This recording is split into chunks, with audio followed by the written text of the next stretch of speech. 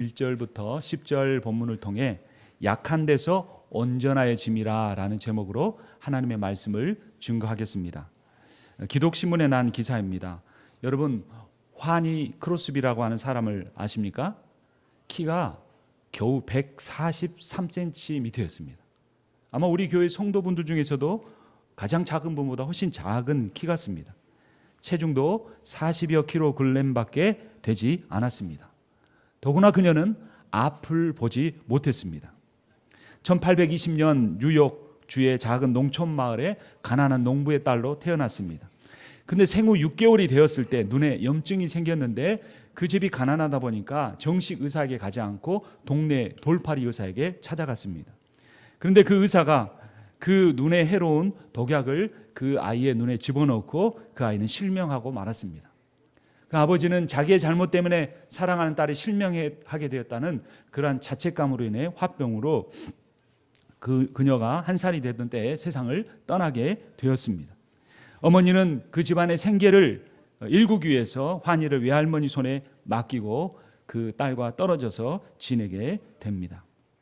불행한 어린 시절을 보냈고 맹인에다가 일찍 아버지를 여의고 외할머니 손에서 자란 환희는 하지만 앞을 볼 수 있는 사람들이 했던 것보다 훨씬 더 많은 위대한 일을 할 수가 있었습니다. 환희 크로스비는 무려 8,000편이 넘는 찬송의 가사를 썼습니다. 미국 찬송가에도 많이 채택이 되었고 우리 찬송가에는 무려 23곡의 그 작사를 했습니다. 우리가 잘 아는 찬송 중에 예수를 나의 구주 삼고 주가 맡긴 모든 역사, 인내하신 구세주여, 나의 갈 길 다가도록, 나의 영원하신 기업 등의 이 찬송을 지었습니다. 제가 가장 좋아하는 찬송이 예수를 나의 구주 삼고인데 이 찬송도 역시 환희 크로스비가 작사했습니다. 예수를 나의 구주 삼고 성령과 피로써 거듭나니 이 세상에서 내 영혼이 하늘의 영광 누리도다. 이것이 나의 간증이요 이것이 나의 찬송일세. 나 사는 동안 끊임없이 구주를 찬송하리로다. 이 세상 사는 동안 단 한 번도 우리가 보는 이 아름다운 세상을 보지 못했던 그녀가 하나님 나라를 보고 하나님 나라를 찬송하는 무려 8,000편의 찬송시를 쓴 것입니다. 환희 크로스비 같은 사람이 또 한 명 있습니다. 키가 작고 일찍 대머리가 되었고 말에 서툰 노총각입니다. 누구일까요? 고린도후서를 지은 사도 바울입니다. 이 바울이 이런 겉모습 속에서만 그가 부족했던 것이 아니라 그는 사역하는 내내 그의 대적들에게 가짜 사도라고 하는 그러한 모함에 시달려야 했습니다.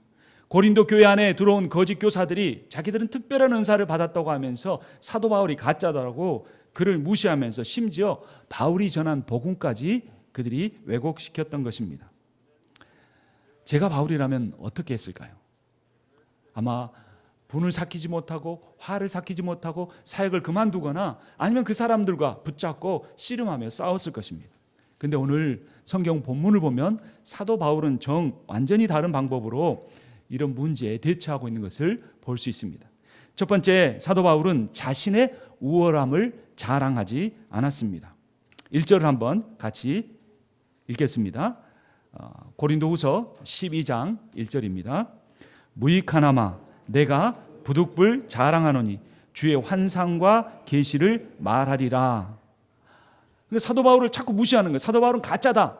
설교도 약하고 말도 잘 못하고 외모도 그렇고 그는 또 과거에 우리 그리스도인들을 핍박했던 사람이다 라고 하자 사도 바울이 궁지에 몰렸을 때 부득불 자신이 경험했던 놀라운 체험에 대해서 이야기합니다.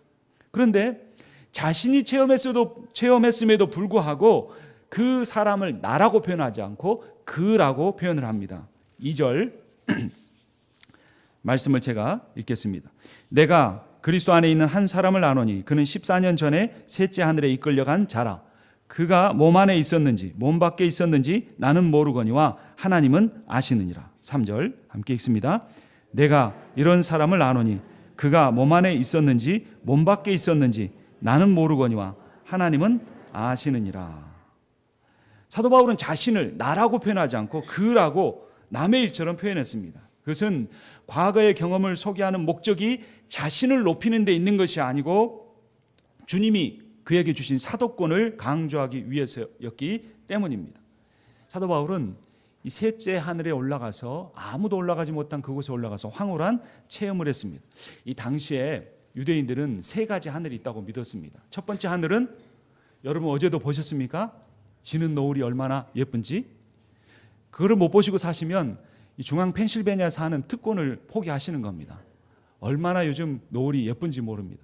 그 노을이 지는 공간, 대기권의 하늘이 하나 있다고 생각했고, 또 하나는 여러분 밤하늘의 별들이 얼마나 아름다운지 그것을 누리고 사십니까? 별들이 떠있는 우주 공간이 있다고 믿었습니다. 세 번째는 뭐냐면 천사들과 하나님이 계신 셋째 하늘이 있다고 믿은 겁니다. 근데 사도 바울이 어디로 붕 떠서 올라간 겁니까? 셋째 하늘에 올라간 것입니다. 4절 우리 함께 읽겠습니다. 그가 낙원으로 이끌려 가서 말로 표현할 수 없는 말을 들었으니 사람이 가히 이르지 못할 말이로다. 이게 무슨 표정입니까?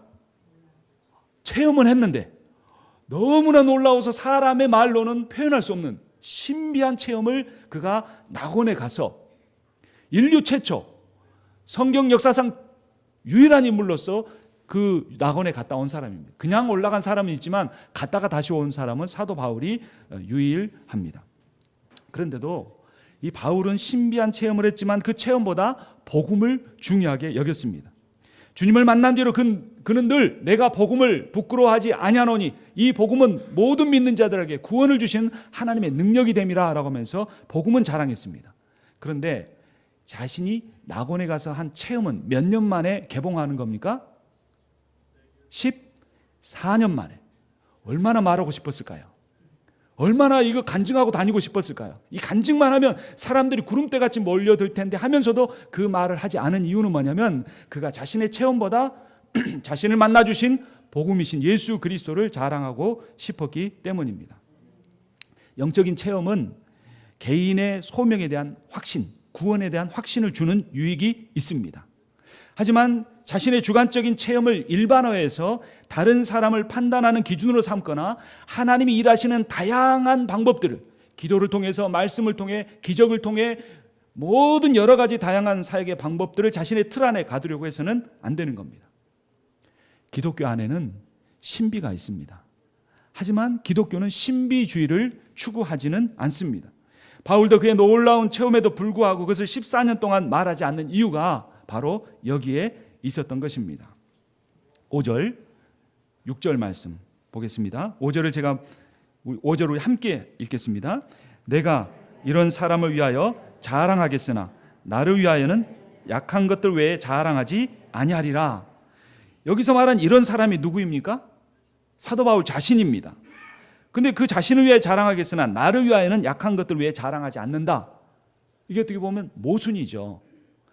셋째 하늘 낙원에 올라가서 경험한 그 사람을 위해서는 자랑하지만 여기 이 땅에 있는 나를 위해서는 약한 것만 자랑한다. 이게 무슨 말이냐면 자신이 사도로서, 그러니까 자신이 사도라는 걸 인정받아야 자신이 전한 복음이 사람들이 인정을 받기 때문에 사도라는 것을 증명하기 위해서는 3층천에 올라간 걸 자랑하겠지만 그 외에 이 내 체험과 이 경험을 나를 위해서는 조금도 사용하지 않겠고 오히려 나 자신을 위해서는 약한 것만 자랑하겠다라고 사도 바울이 고백한 것입니다.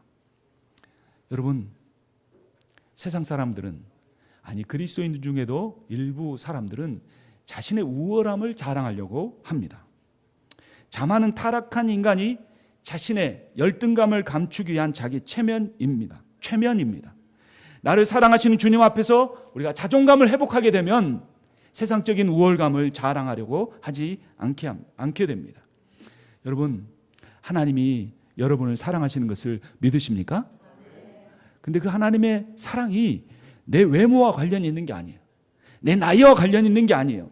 내가 어떤 직업을 갖고 있느냐와 관련된 게 아니에요. 내가 얼마나 인정받는 사람이냐, 내가 얼마나 성공했느냐와 전혀 무관한 세상적인 조건과 상관없이 하나님은 나를 있는 모습 그대로 사랑하십니다. 상처투성이의 나, 실패를 거듭하는 나, 때로는 무력감에 사로잡혀서 아무것도 할 수 없다고 주저앉아 있는 나를 있는 모습 그대로 하나님이 사랑하십니다.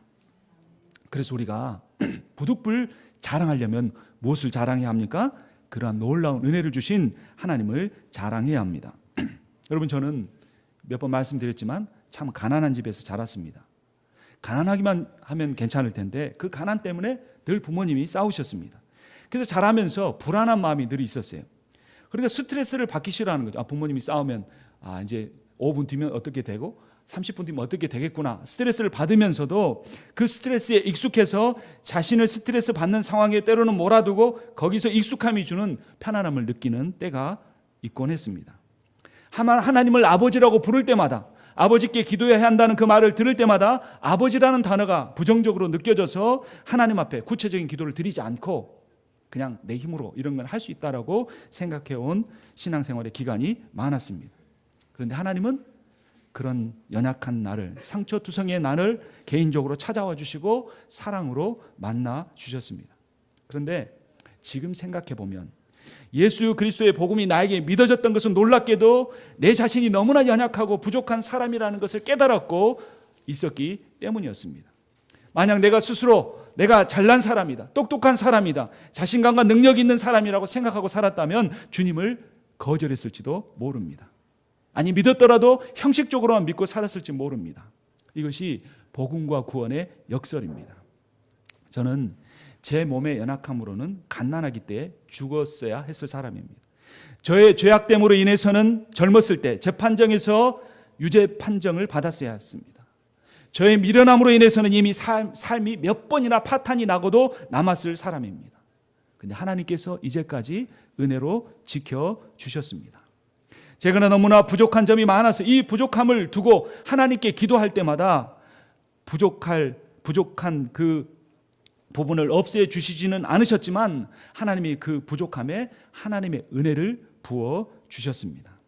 처음 고3 때 주님을 만났을 때 그 기쁨과 감격은 이 바울이 3층 천에 올라가서 낙원에 올라가서 경험했던 그 경험에 견줄 만큼 큰 기쁨이고 감격이었습니다. 왜냐하면 낮은 자존감 속에서, 열등감 속에서, 비관 속에서 불행한 인생이라고 생각하며 살아가는 나를 주님이 사랑하셔서 나 한 사람을 구원하기 위하여 하늘 보좌를 버리고 주님이 오시고 자기 목숨을 내놓으셨다는 그 사실이 너무나도 저에게 놀랍고 감격스러운 일이었기 때문입니다. 그래서 여러분, 그리스도인이란 어떤 사람이냐면 남들에게 자랑할 만한 우월한 것이 하나도 없어도, 잘난 것이 하나도 없어 보여도 오직 주님의 은혜 때문에 늘 행복할 수 있는 사람입니다. 두 번째, 바울이 어떻게 대처했냐면 이것은 바울이 한 것이 아니라 하나님이 하신 건데 하나님이 바울을 약하게 만드셨습니다. 여러분, 엎친데 덮친다 이런 표현이 있죠. 설상가상이라는 표현이 있죠. 설상가상이 무슨 뜻인지 아시죠? 눈설자, 눈이 내렸는데 설이 가짜, 또 설이가 내린 겁니다. 그러니까 굉장히 힘든 상황인데 이 초등학교에서 시험을 냈습니다. 설상가상에다가 설자 다음에 상자에 가로를 넣고 가자 다음에 또 상자에다가 가로를 넣습니다. 그래서 불행한 일이 겹침이라는 사자성어를 쓰시오. 그랬더니 한 아이가 설상가상을 쓰지 못하고 설사가 또 이렇게 썼다고 합니다.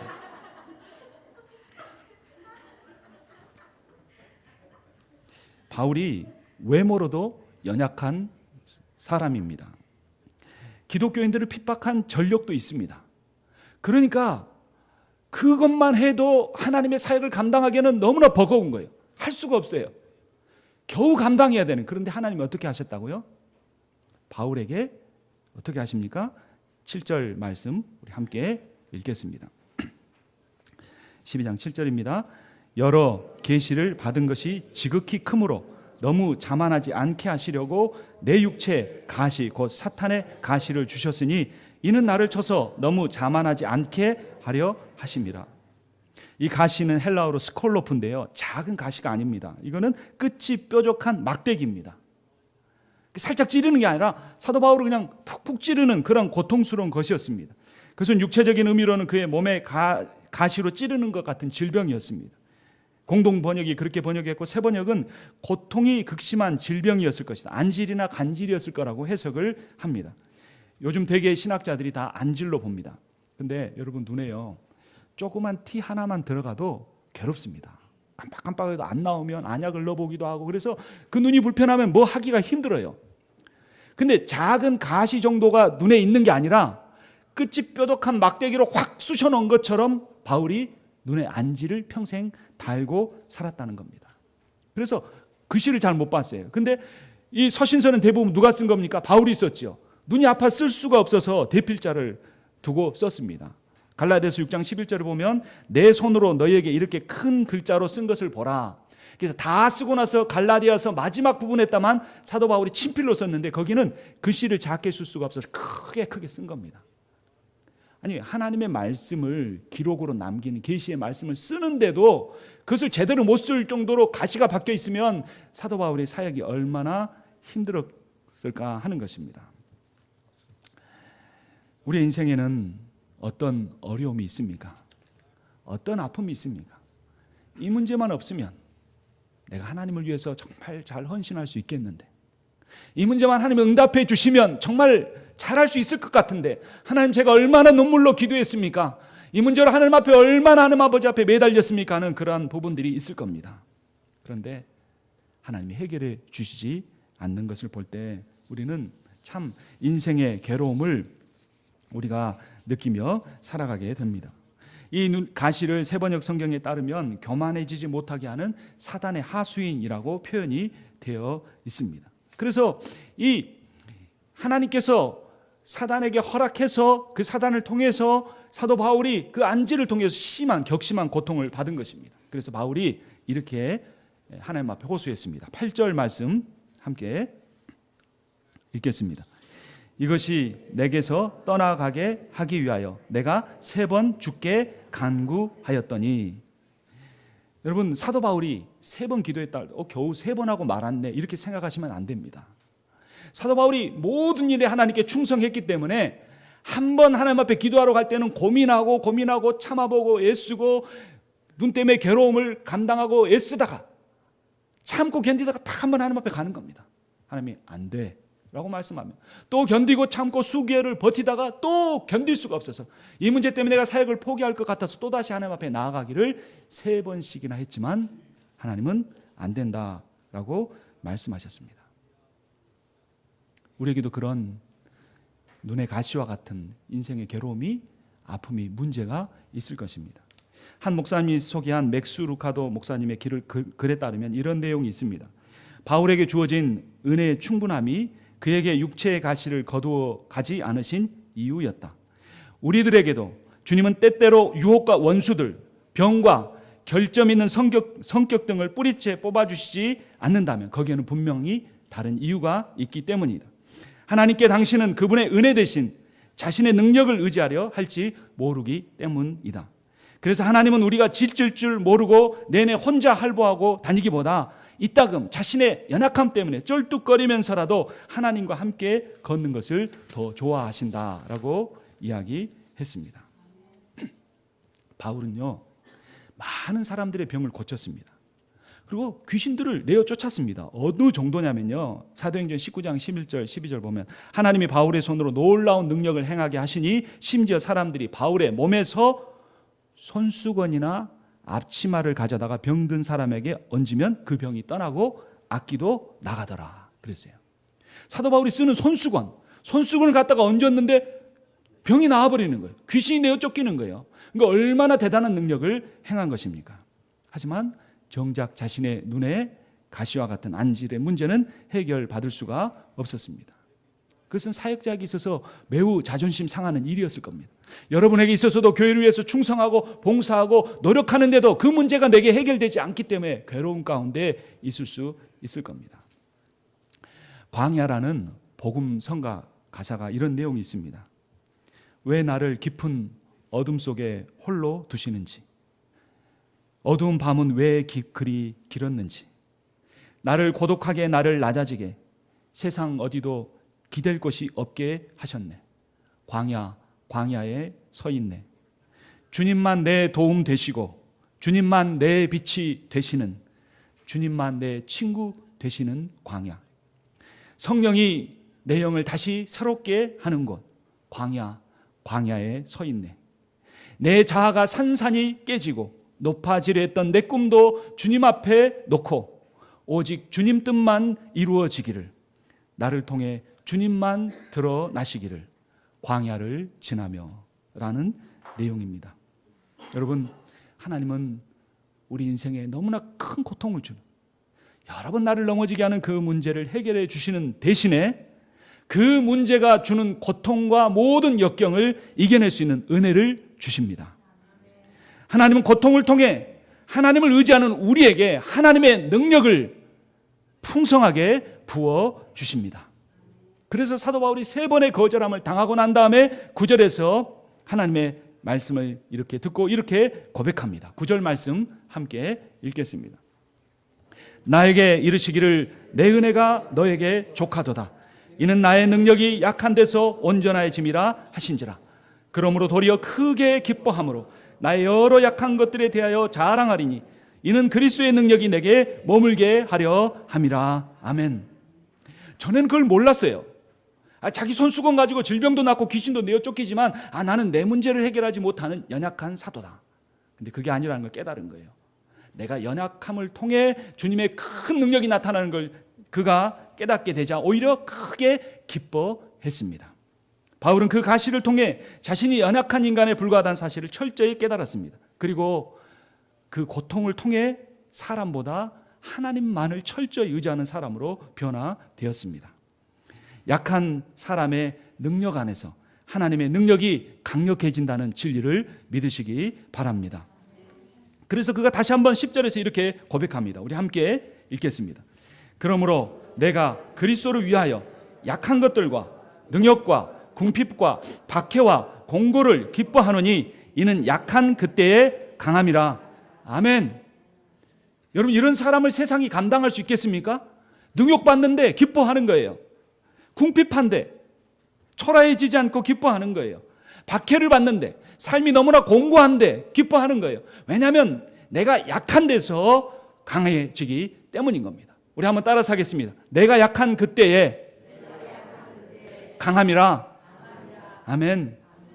고린도서 1장 8, 9절에 보면 사도 바울이 이렇게 고백했습니다. 형제들아, 우리가 아시아에서 당한 환난을 너희가 모르기를 원하지 아니하노니 힘에 겹도록 심한 고난을 당하여 살 소망까지 끊어지고, 우리는 우리 자신이 사형 선고를 받은 줄 알았으니 이는 우리로 자기를 의지하지 말고 오직 죽은 자를 다시 살리시는 하나님만 의지하게 하심이라. 하나님께서 바울을 약하게 하신 것은 바울이 감당해야 할 그 사명이 사람의 능력으로는 도저히 감당할 수 없는 것이었고 오직 하나님의 능력으로만 감당할 수 있는 것이었기 때문에 그렇습니다. 그러니까 여러분의 인생에도 내 뜻대로 되지 않는 일들이 너무나 많고 돼야 할 일들이 지체되고 있는 상황이라면 하나님께서 다른 사람이 감당해야 할 그런 사명보다 더 크고 더 놀라운 일, 내 능력으로는 안 되기 때문에 내 능력을 내려놓고 온전히 하늘로부터 오는 하나님의 능력만 의지해야만 감당할 수 있는 사명을, 그 비전을, 그 꿈을 나에게 주셨다는 사실을 믿으시기 바랍니다. 여러분, 한번 가정을 해보죠. 수백 마일의 고속도로를 텍사스에다가 한번 낸다고 생각해 봅시다. 근데 어떤 사람이 배짱 좋게 삽을 하나 다 걸쳐매고 딸랑딸랑 이렇게 걸어옵니다. 그럼 우리가 그 사람을 보면서 어떻게 생각하겠습니까? 저 사람 참 정신없는 사람이구만, 이렇게 생각할 거예요. 그럼 수백 마일을 그 뜨거운 광야에다가 고속도로를 내는 어떻게 삽자루 하나 가지고 하겠습니까? 자기가 맡은 사명이 무엇인 줄 알았다면 그는 그 삽을 내려놓고 자기 주인이나 회사에 찾아가서 포크레인이나 불도저 같은 중장비를 가지고 올 것입니다. 우리의 인생에도 어려움이 있고 아픔이 있고 가시가 있는 것은 하나님께서 우리에게 맡겨준 사명이 크기 때문인 겁니다. 마지막 세 번째, 바울은 자신의 연약함을 자랑했습니다. 우리가 이미 읽은 것처럼 9절과 10절에서 그는 자신의 여러 약한 것들에 대해서 자랑하고 그 이유를 내가 약한 그때의 강함이라고 이야기했습니다. 여러분, 하나님께서 이스라엘 백성을 선택하신 이유가 무엇이었을까요? 지금 유대 민족들 중에 수많은 노벨상 수상자들이 나오고 대단한 기업가들이 나오기 때문에 그들이 처음부터 그렇게 위대한 사람이었는 줄 착각합니다. 그러나 신명기 7장 7절을 보면 여호와께서 너희를 기뻐하시고 너희를 택하심은 너희가 다른 민족보다 수요가 많기 때문이 아니니라. 너희는 오히려 모든 민족 중에 가장 적으니라 라고 말씀하십니다. 여러분, 우리가 하나님 앞에 부름받았는데 연약한 사람인 것을 부끄러워하지 마십시오. 왜냐하면 하나님께서 연약한 우리들을 부르시고 우리를 사용하셔서 우리를 통하여 우리의 인생을 통하여 하나님의 위대하심을 드러낼 것이기 때문입니다. 여러분, 요한 세바스찬 바하라는 사람을 들어보신 적이 있습니까? 그가 관현악 모음곡 3번 2악장이라는 곡을 만들었는데 이 곡에 별명이 있는데 그 별명이 뭐냐면 지선상의 아리아입니다. 왜 제목이 지선상의 아리아인 줄 아십니까? 이 파가니니라고 하는 이 연주가가 있었는데 이 곡을 연주하는데 너무나 격정적으로 연주를 하다 보니까 줄이 하나 둘 다 끊어지고 마지막에 G선 하나만 남게 된 겁니다. 근데 그는 그 줄이 하나밖에 남지 않았지만 최선을 다해 그 곡을 연주했고 그 곡은 나중에 G선상의 아리아라는 제목으로 불려지게 됐습니다. 어찌 보면 우리의 인생은 바이올린을 연주하는 것과 같을 수 있습니다. 하나님 앞에 최선의 아름다운 신앙의 연주를 드리려고 하는데 재정이라는 줄이 끊어져 버리기도 합니다. 때로는 건강이라는 줄이 끊어져 버리기도 합니다. 때로는 친구라는 그 줄이 끊어져 버리기도 합니다. 그래서 사도 바울이 고백했던 것처럼 사방으로 우겨쌈을 당하고 환난과 공고와 핍박 가운데 있는 것 같은 그러한 공고한 가운데 있을 수 있습니다. 하지만 하나님께서는 단 하나의 줄이지만 우리로 하여금 온전히 하나님만 바라보게 하시는 믿음을 우리에게 허락해 주셨습니다. 그 하나님을 붙들고 의지하고 나아갈 때 하나님께서 우리 인생의 모든 문제를 해결해 주실 뿐만 아니라 연약한 우리 인생을 통하여 놀라운 영광을 받으실 것입니다. 하나님 우리에게 고통과 역경이라는 가시를 주시기도 하시지만 그것은 하나님의 본심이 아닙니다. 하나님은 그 가시를 통해 가장 사랑하는 사람을 가장 겸손하고 가장 충성스러운 종으로 만들어 가십니다. 그러면 우리가 주님의 강함을 자랑할수록 자신의 약함을 자랑할수록 충성되는 과정을 빨리 마치고 약한 데서 온전함이 무엇인가 라는 놀라운 진리를 깨닫게 될 것입니다. 약할 때 강함 되시는 주님을 늘 그 주님과 동행하며 하나님의 놀라운 능력을 체험하고 경험하고 사시는 여러분과 제가 되기를 주님의 이름으로 축원합니다.